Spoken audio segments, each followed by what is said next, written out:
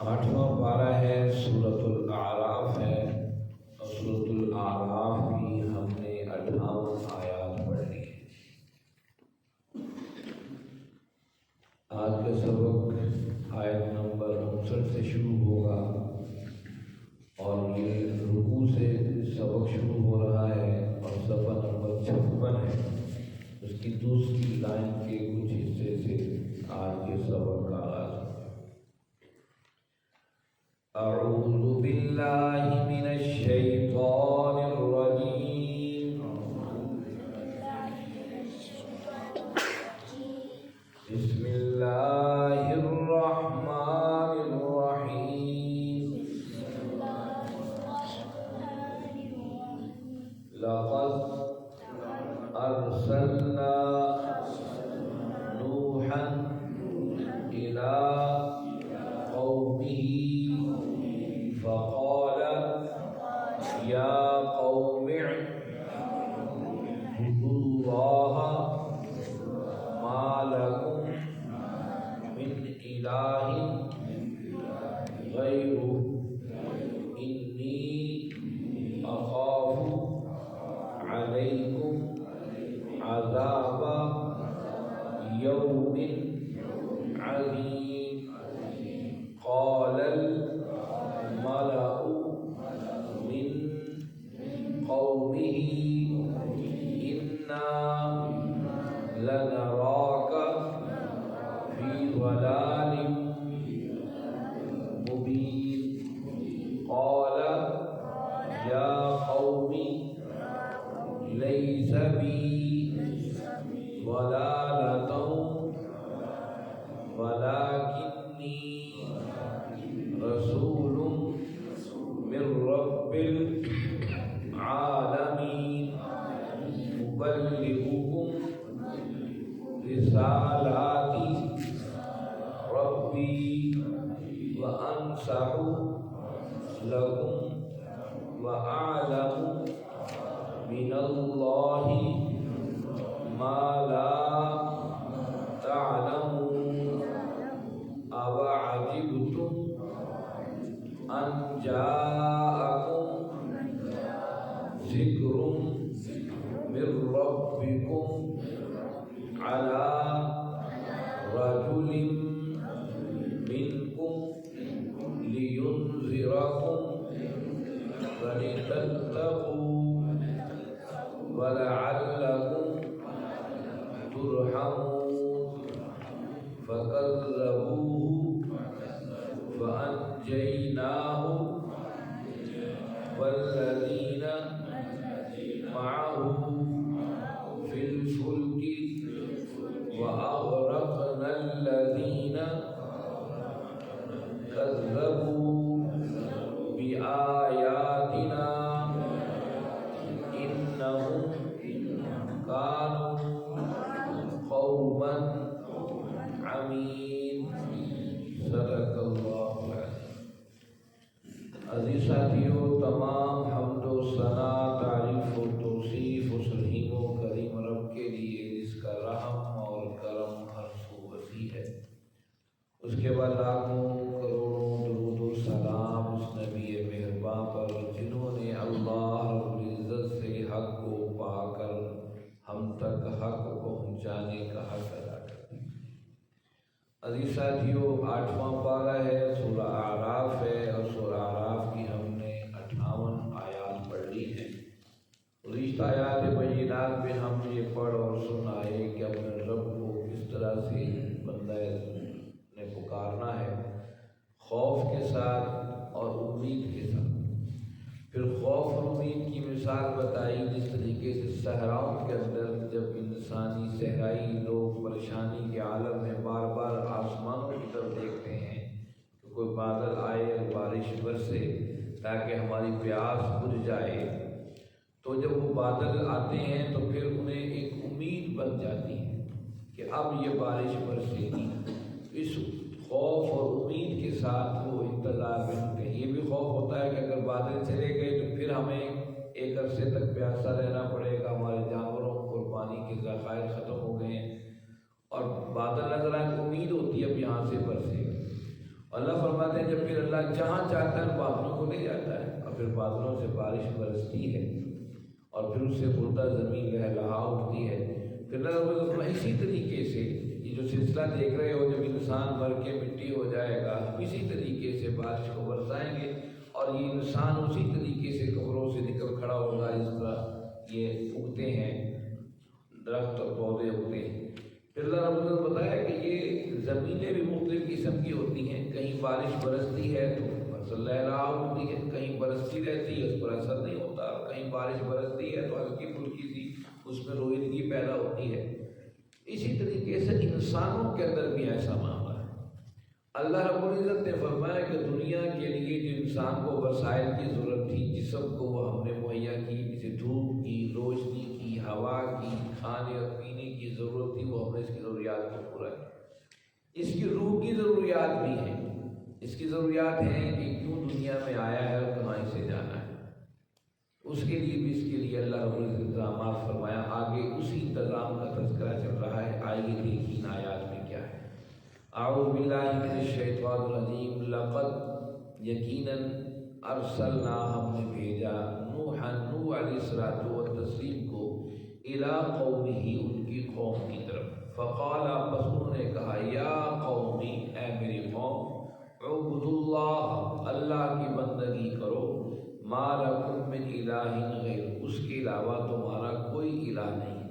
انی اخاف بے شک میں ڈرتا ہوں علیکم تمہارے حوالے سے عذاب یوم عظیم اس بڑے دن کے عذاب. قال الملأ ان کے سرداروں نے کہا من قومی ان کی قوم کے انا بے شک ہم لنراک تجھے دیکھتے ہیں فی ضلال مبین کھلی گمراہی کے اندر. دیکھیے اللہ رب العزت نے نوح علیہ الصلوۃ والتسلیم سے اس بات کا آغاز کیا کہ کس طریقے سے یہ جو روح کو انسان کی ضرورت ہے. دیکھیے دنیا کے اندر یہ اصول ہے، کوئی بھی ادارہ بنایا جاتا ہے تو اس کی دو چیزیں لازمی دیکھی جاتی ہیں. ایک اس ادارے کے اصول و ضوابط کیا ہوں گے، ایک دوسرا ادارے کا سربراہ کون ہوگا. اگر ادارے کے اندر موجود سارے سربراہ بن جائیں تو پھر ادارہ کہاں چلے گا، کیسے چل سکتا ہے. جب انسان کسی کے سامنے، اس ادارے کے لوگ کسی کے سامنے جواب دہی کے احساس کے ساتھ ہی نہیں رہیں گے تو پورا ادارہ تباہ ہو جائے. کوئی بھی ادارہ انسٹیٹیوٹ دیکھ لیجیے، کوئی بھی سکول کالج یونیورسٹی دیکھ لیجیے، حتیٰ کہ آپ اپنے دکان اور کاروبار کے معاملات کو دیکھ لیجیے، ایک آپ سربراہ چنتے ہیں اور ایک اس کے اصول و ضوابط طے کرتے ہیں کہ جو میرا کاروبار ہے اس کے اصول کیا ہوں گے، اس کے ضابطے کیا ہوں گے، میرا ادارہ یا سکول اس کے ضابطے کیا ہوں گے. اسی طرح سے اللہ رب العزت نے اپنے انبیاء کے ذریعے یہ بات پہنچائی کہ اس پوری کائنات کا سربراہ اور مالک کون ہے، اور آ کر بتایا کہ مالک اور وہ سربراہ ایک اللہ کے ذات ہے. پھر اس کی مثال کیا کہ سارے اس انسان کے علاوہ کائنات کی ہر چیز اسی ایک سربراہ کے سامنے، رب کبریا کے سامنے جواب دے. اب اس ادارے کے اندر بستے انسان کے اصول و ضوابط کیا ہیں کہ وہ اپنے رب کو مالک اور خالق مان لیں اور مرنے کے بعد آخرت کی زندگی کے تصور کو پختہ کر لیں کہ مرنے کے بعد رب کے سامنے ہمیں جانا ہے. اس لیے اللہ رب العزت نے اس خاص روحانی پیغام کے لیے اللہ نے اپنے انبیاء اور رسول کو بھیجا اور سب سے پہلے ان آیات میں نوح علیہ الصلوۃ والتسلیم کا تذکرہ کیا. آخر کیا وجہ ہے نوح علیہ السلام کے تذکرے سے آغاز کیوں کیا؟ تذکرہ تو آدم پہلے نبی تھے، ان سے تذکرے کا آغاز کرنا چاہیے تھا. اس کی وجہ یہ ہے کہ آدم علیہ السلام مومن تھے جو دنیا میں آئے، آپ کی اولاد اور نسل بھی مومن تھی، خیر والی تھی. اس آدم علیہ السلام کی نسل کے اندر یہ تو بگاڑ ہو سکتا تھا، وہ قاتل ہو سکتے تھے، دیگر دوسری چیزیں ہو سکتی تھیں، لیکن توحید پرست تھے، ایک رب کو ماننے والے تھے، مشرک نہیں تھے. اور شیطان نے سوچا کہ قتل بھی کروا دیے، چوریاں ڈکیتیاں بھی کروا دی، جھوٹ بھی بلوا دیے، سارے کام معاشرے میں خراب کر دیے، کوئی ایسا مستقل کام ہو جس کو انسان نیکی سمجھ کے کرے. قتل ایک ایسا جرم ہے، دنیا کے کوئی بھی مذہب، کوئی بھی فرقہ اس کی حوصلہ افزائی نہیں کرتا ہے، اس کو جرم ہی سمجھتا ہے. جھوٹ بولنا، چغلی، غیبت اور چوری ڈکیتی، یہ وہ ساری چیزیں ہیں، زنا، یہ ساری وہ چیزیں ہیں جن کو کوئی بھی معاشرہ صحیح نہیں سمجھتا ہے، چاہے کیسا معاشرہ باہیت کا شکار ہو، حتیٰ کہ وہ معاشرے کے وہ فرد بھی جن کے جو یہ سمجھتے ہیں ہمارے ہاں وہ بھی فرقے اور معاشرے کے لوگ پیدا ہوتے ہیں یورپ اور جو کہتے ہیں لباس انسان کو بے لباس ہونا چاہیے، ان لوگوں نے بھی اصول و ضوابط رکھے، ان کے ہاں بھی یہ زنا اور یہ چیزیں ان کو معیوب اور بری سمجھتے، حالانکہ کہتے ہیں کپڑے ننگے ہونے چاہیے مرد اور عورت، لیکن ان کے ذہن میں یہ بات یہ ہے کہ یہ غلط ہے، یہ جو زنا ہے یہ غلط ہے۔ وہ کہ جتنی بھی برائیاں ہیں انسان اسے غلط سمجھ کے کرتا ہے۔ شیطان نے یہ سوچا کہ غلط سمجھ کے جو کام کرے تو معیوب ہوگا معاشرے میں، وہ ایک دفعہ کرے گا، جو 2 دفعہ کرے گا، 3 دفعہ ہوگا، لوگ اس کا سدے باب کر لیں گے۔ کوئی ایسا کام ان سے کروایا جائے جس کو ثواب سمجھ کے کرے، جسے نیکی سمجھ کے کرے، اور نیکی سمجھ کے جب انسان کوئی کام کرتا ہے پھر وہ نہیں دیکھتا غلط ہے یا صحیح ہے، ڈٹ جاتا لگا رہتا ہے۔ یہ شیطان کا سب سے بڑا ہتھیار۔ اب شیطان نے بڑا سوچا کوئی ایسا کام کہ میں سکون سے بیٹھوں، یہ لگے رہے۔ آخر شیطان نے پھر ترکیب چلی۔ آدم علیہ السلام کی نسل کے اندر نوح علیہ السلام سے پہلے 5 نیک انسان دنیا میں آئے، وہ اللہ کے ولی تھے۔ ایک کا نام ود تھا، ایک کا نام یعوق، ایک کا نام یغوث، ایک کا نام نصرہ۔ یہ 5 وہ تھے جو وہاں کے بڑے اللہ کے نیک بندے، نیک ولی انسان تھے۔ آہستہ آہستہ اپنے زمانے میں جب آئے، آ کر لوگوں کو خیر کی دعوت دی، دنیا سے رخصت ہو گئے۔ جب رخصت ہو گئے تو شیطان ایک ان کے پاس آیا، یہ مسلم شریف کی حدیث ہے اور حدیث کے اندر پورا یہ واقعہ مذکور ہے۔ شیطان نے کہا تم ان لوگوں کے بارے میں کیا جانتے ہو؟ لوگوں نے بتایا بڑے اللہ کے نیک بندے تھے، اللہ کے ولی انسان تھے۔ کہا اللہ کے جو نیک بندے تھے تم انہیں کیسے یاد کرتے ہو؟ کہا ہم انہیں یاد کرتے ہیں، گھروں میں کبھی بیٹھتے ہیں یاد، ان کا ایسا نہیں ہے، اس کے لیے کوئی دن طے کرو، اکٹھے بیٹھ کر یاد کیا کرو۔ کہا بات بھی صحیح ہے، ہم انفرادی سوچتے ہیں ہمیں اکٹھا بیٹھ کر تذکرے کرنے چاہیے۔ اب یہ ایک اچھی بات تھی، لوگوں نے سوچا اللہ کے نیک بندے کے تذکرے ہوں تاکہ ہماری نئی نسل بھی خیر کی راہی بنے، سارے اکٹھے ہو کے کرنے لگے۔ پھر بڑے عرصے کے بعد پھر دیکھا کہ نسل گزر گئی ہے، اگلی نسل پھر اکٹھی ہوئی ہے، پھر بابے کی شکل میں شیطان کی تو اوپر تو اس سے مہلت مانگی ہے، لمبی زندگی۔ انہیں کیا کر رہے ہو؟ کہا ہم اپنے بزرگوں کو یاد کر رہے ہیں۔ کہا کون کون تھے؟ کہ فلاں فلاں فلاں فلاں بڑے اللہ کے ولی تھے، ہم نئی نسلوں کو بتا رہے ہیں تاکہ وہ بھی خیر کی راہ بنے۔ کہ یہ کیا بات ہوگی؟ ان کی قبریں کہاں ہیں؟ ان کی قبریں تو قبرستان میں ہیں۔ بھائی ان کو بتاؤ ہونا چاہیے ان کی قبریں ہیں۔ اب وہ اپنے بچوں کو لے جاتے بتاتے یہ اللہ کے ولی کی قبریں ہیں، یہ نیک بندوں کی قبریں ہیں۔ اب ایک نسل اس میں ختم ہو گئی، اگلی نسل میں لوگ اکٹھے ہو کے آئے تو قبرستان تو بابے نے پوچھا، شیطان نے بابے کی شکل کیا کرتے ہو؟ کہا یہ اللہ کے نیک بندے، ہم اپنی نسلوں کو بتانے ان کی قبریں۔ کہا یہ کیا بات ہوگی؟ ایک سال میں ایک دن تو اکٹھے ہو تاکہ دور نزدیک سے لوگ آئیں۔ کہا یہ بات بھی ٹھیک ہے۔ اب انہوں نے قبرستان کے اندر آ کر اجتماع شروع کر دیے کہ سارے آ رہے ہیں وہاں پر کہ یار یہ اللہ کے نیک بندوں کا دن ہے، کام چل پڑا۔ جب ایک نسل اور گزر گئی، اس نے کہا یہ کیا کر رہے ہو؟ شیطان نے بابا جی کی شکل میں کہا یہ لوگ نیک لوگ تھے۔ کہا ایسے کیا ہوئی؟ تمہیں کیسے یاد رہے گا؟ کوئی شبیہہ کو ذہن میں تصور ان کا ہے، تصور ذہن میں رہے گا تو بات بنے گی۔ اب آہستہ آہستہ بت پرستی کا آغاز شروع ہو گیا اور پھر یوں شرک کا راستہ چل نکلا اور ایسے ڈٹ گئے، وہ کہتے ماں وجدنا علیہ آباء، ہم نے اپنے آباء و اجداد کو ایسا کرتے دیکھا۔ تو یہ نیک لوگ تھے، یہ تذکرے تو کرنا ضروری ہے۔ یوں شیطان ایک طرف ہو گیا تو ان کو خیر کے نام پر، اچھائی کے نام پر اس راستے پر لے چلا۔ اب جو ہے پھر اللہ نے نوح علیہ السلام کو بھیجا، اور جب نوح علیہ السلام آئے تو اس کے علاقے کے جو بڑے سردار تھے سب سے پہلے وہ مخالفت میں ڈٹ گئے۔ ایک طرف تو نوح علیہ السلام کا تذکرہ کرنا مقصود ہے، دوسری طرف یہ بتانا مقصود ہے اہل مکہ کو جب قرآن اتر رہا تھا کہ ہمیشہ مخالفت علاقے کے سرمایہ داروں اور جگیرداروں کی طرف سے ہوتی ہے، وہی رکاوٹ بنتے ہیں صحیح اور حق کی دعوت کے مقابلے۔ اور قیامت تک کے لیے بتا دیا ہے ایمان کو کہ تمہارے راستے کون لوگ رکاوٹ بنیں گے اور تمہیں کون سا راستہ اختیار کرنا ہے۔ اس لیے یہاں پر نوح علیہ السلام کے تذکرے کا آغاز کیا۔ یہ بھی آپ کے ذہن میں رہے کہ یہ عراق کی سرزمین، نوح علیہ السلام نے اسی عراق کی سرزمین کو اپنا دعوت کا مسکن بنایا، اور اس وقت نوح علیہ السلام تشریف لے کر آئے تھے۔ اس وقت پوری دنیا کے اندر کوئی جگہ بستی تھی وہ عراق ہی کا علاقہ تھا، یہ مورخین نے لکھا ہے۔ اور اس وقت پھر یہ سارا سیلاب آیا اور ساری دنیا کے اندر یہ نوح علیہ السلام کا معاملہ آیا، اس کے بعد پھر جو بچے تھے وہ دنیا میں بکھرے۔ دیکھیے فرمایا لقد ارسلنا نوحا، ہم نے بھیجا نوح علیہ السلام کو کہ اپنے قوم کے اندر کہیں کھڑے ہو کر یا قوم اعبدوا اللہ، اے میری قوم اللہ کی بندگی اختیار کرو۔ میں کہتا ہوں عبد کا مطلب جو ہے بندہ ہے، اور قرآن میں عبادت نہیں دی کہ عبادت کرو، بندگی کرو۔ عبادت تو چند لمحے کی ہوتی ہے، نماز کے لیے آپ آئے چلے گئے، تسبیح آپ نے پڑھی تو 1 منٹ کے بعد تسبیح بھی ختم ہو جائے گی، ذکر اذکار میں تھے واقع اس کا بھی انتظام ہو جائے گا، لیکن اس کا اصل مفہوم بندگی۔ بندگی کا مطلب ہے غلامی۔ اگر گھر کے اندر ہے تو بھی غلام ہے، بازار میں ہو تو بھی اللہ کا بندہ ہے، کہیں بھی ہو اللہ کا بندہ، اللہ کا غلام ہے۔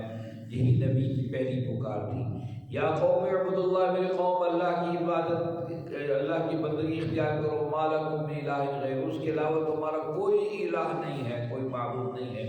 انی اخاف علیکم عذاب یوم عظیم، میں ڈرتا ہوں اس بڑے دن کے عذاب سے جو آ کر آنے والا ہے۔ قال الملأ، ان سرداروں نے کہا، من قومی، ان کی قوم کے، انا لنراک، بے شک ہم تجھے دیکھتے ہیں، فی ضلال مبین، کھلی گمراہی، نہ تیرے پاس پیسے ہیں، نہ تیرے پاس وسائل ہیں، نہ تیرے پاس طاقت ہے، نہ افرادی قوت ہے۔ ہمیشہ انسان کسی کو ناپتا ہے اس کے پیسے سے، اس کی دولت سے، اس کی شہرت سے، اس کی افرادی قوت سے۔ یہ وہ چیزیں ہیں جب ہم معاشرے میں کسی افراد کو توڑتے ہیں۔ اب دیکھیے اپنے معاشروں کے اندر کسی ان کے قبیلے کے، برادری کے بڑے لوگوں نے کوئی کام سر انجام دیا ہوگا، اور جب ان کی موجودہ نسل شاید وہ کام کر بھی نہ سکتی ہو، تو ہم اسی حوالے سے اس کو یاد رکھتے ہیں کہ او یہ تو بڑے خاندان، بڑا قبیلہ ہے۔ تو ہمیشہ افرادی قوت اور مال و دولت کے لحاظ سے انسان کو شروع سے تولا جاتا رہا ہے۔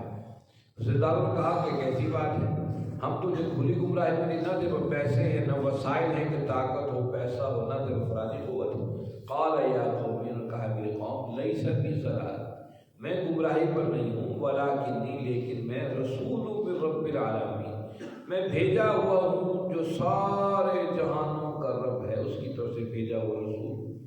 ابلغکم، تمہیں پہنچا دوں، رسالاتی، اس کی رسالت، ربی، میرا رب، اپنے رب کی طرف سے، وارسہ لکم، اور نصیحت کروں تمہیں، وعلم، اور میں جانتا ہوں، من اللہ، اللہ کی طرف سے، ما لا تعلم، جو تم نہیں جانتے۔ اللہ اپنے نبی کو سارے علم دے کر بھیجتا ہے، جنت اور جہنم کے نقشے دے کر بھیجتا ہے، تاکہ وہ سب کچھ جان کر جب پیغام لے کر کھڑا ہو تو اس کے پیغام میں درد بھی ہو اور قوت بھی ہو اور جرت بھی ہو۔ میرے ذمہ اللہ کا پیغام پہنچا دینا ہے، اور تمہیں نصیحت جو کر رہا ہوں اس بنا پہ نہیں کر رہا، ویسے کر رہا ہوں، میں خوب جانتا ہوں کہ تم نہیں جانتے۔ او عجبتم ان جاءکم، یہ بڑی تعجب انگیز بات تمہیں لگے گی، ان جاءکم، کہ تمہارے پاس ذکر من ربک، تمہارے رب کی طرف سے نصیحت لے کر آیا ہے، اعلی رجل، ایک بندہ، منکم، تمہیں میں سے، لینذرکم، تاکہ تمہیں ڈرائے، ولتتقوا، اور تمہارے اندر تقوی پیدا کرے، ولعلکم ترحمون، تاکہ تم پر رحم کیا جائے۔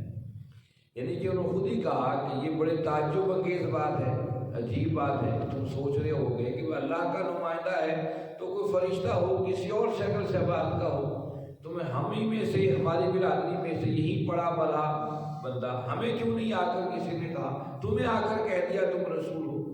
دیکھو یہ تمہیں عجیب بات لگے، لیکن میرے ذمہ 2 باتیں ہیں، تمہیں ڈرا دینا کہ وقت آنے والا ہے، رب کے سامنے تمہیں حاضر ہونا ہے، وَلِتَتَّقُوا، اور اس دن کے لیے اپنے آپ کو پرہیز اور خیر کی طرف لے کر چلنا ہے، لَعَلَّكُمْ تُرْحَمُونَ، تاکہ تمہیں دنیا پر بھی رحم کیا جا سکے۔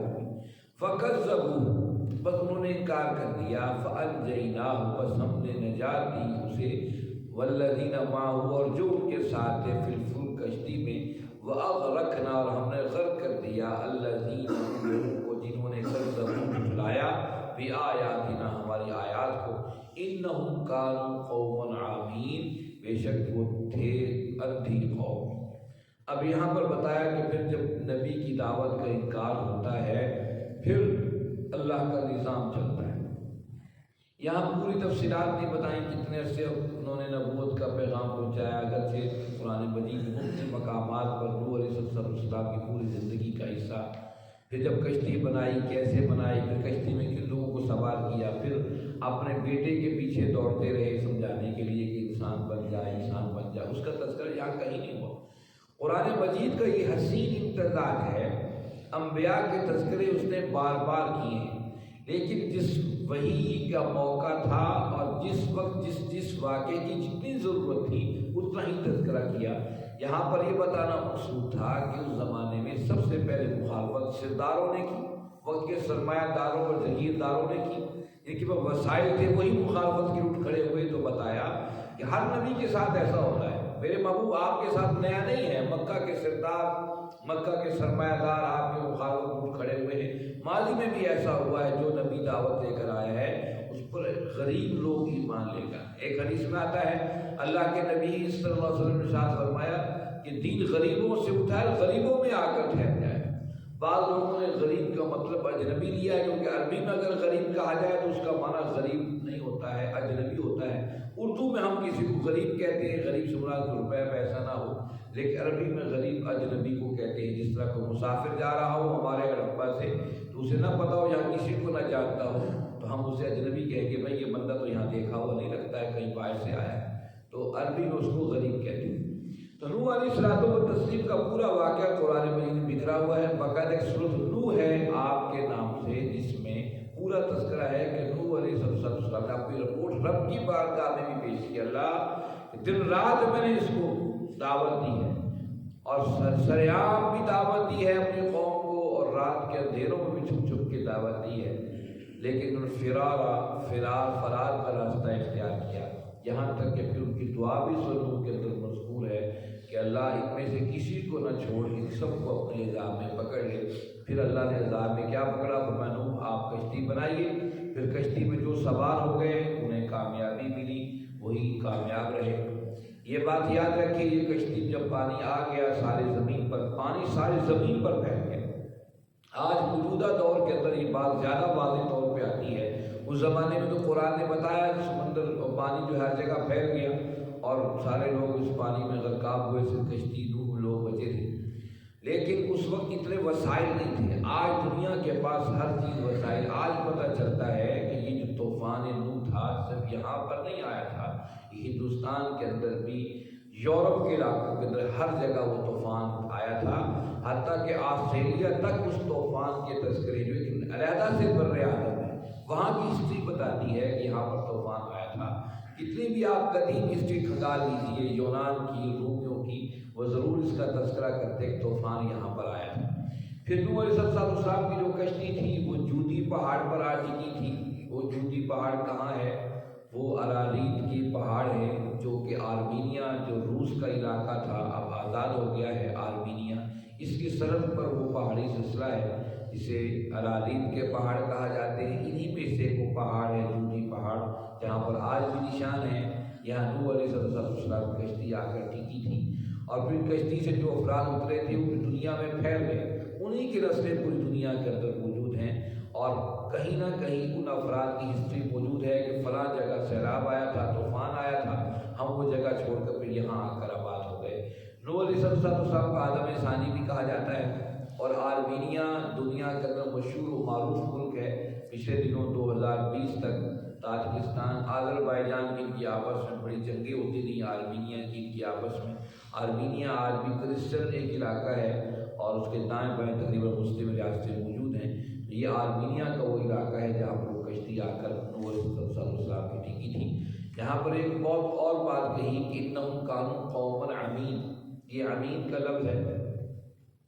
اب یہ عمین جو ہے ایک الف سے ہے ایک عین سے ہے، جس کو الف سے ہم آمین بھی کہتے ہیں، اور بعض لوگ اس کو بھی آمین پڑھ جاتے ہیں۔ اس میں تلفظ کا خاص خیال رکھیے، آمین کا مطلب جو الف سے اس کا مطلب ہے قبول ہو، کوئی دعا مانگی ہے اس کے آخر میں ہم آمین کہتے ہیں، اس کا مطلب ہے کہ اللہ ہماری دعا کو قبول فرمائے۔ یہ عین سے آمین ہے، یہ عم سے نکلا ہے، عم کہتے ہیں اندھے کو، ٹھیک ہے۔ صم بکم عمیٌ، ہم لفظ عمیٌ پڑھتے ہیں، عمیٌ کا مطلب اندھے، امین اندھے، یہ لفظ تلفظ کے اندر بھی خیال کیا کیجیے پڑھتے ہوئے۔ امین کہہ کے اور معنی ہے، امین کہا جائے تو اور معنی۔ اب ہم پڑھتے ہوئے اگر الفاظ تلفظ کا غور نہیں کریں گے تو ہم کیا اس کے معنی اور یہاں تک کہ کفر تک بندہ پہنچ جاتا ہے۔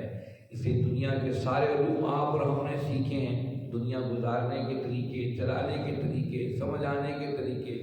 ہم اپنے اولاد کی تربیت بھی بڑے بہترین انداز سے کر رہے ہیں، ہر چیز کو سیکھے آئے، نسل در نسل سیکھتے آئے ہیں۔ آئیے اس قرآن کو سیکھنے کی بھی عادت ڈالیے۔ آپ جہاں موجود ہیں، جس جگہ موجود ہیں، وہاں اپنے قاری صاحب اور مقامی جو ہے قرآن جاننے والے، ان کے پاس قرآن کے تلفظ کو سیدھا کروائیے۔ ایسا نہ ہو ہم کچھ پڑھتے رہیں اور لفظ کچھ ہو، اور ہم جو ہے اس طریقے سے ساری زندگی سنم سنم سنم پکارتا رہا، مجھ کو ایک دفعہ مجھ سے سمجھ نکل گیا۔